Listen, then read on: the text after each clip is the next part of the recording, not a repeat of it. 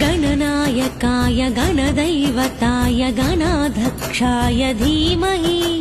गुणशरीराय गुणमण्डिताय गुणेशानाय धीमहि गुणाधीताय गुणाधीशाय गुणप्रविष्टाय धीमहि एकदन्ताय वक्रतुण्डाय गौरीतनयाय धीमहि गजेशानाय बालचन्द्राय श्रीगणेशाय धीमहि एकदन्ताय वक्रतुण्डाय गौरीतनयाय धीमहि गजेशानाय बालचन्द्राय श्रीगणेशाय धीमहि गानचतुराय गानप्राणाय गानान्तरात्मने गानोत्सुकाय गानमत्ताय गानोत्सुकमनसे।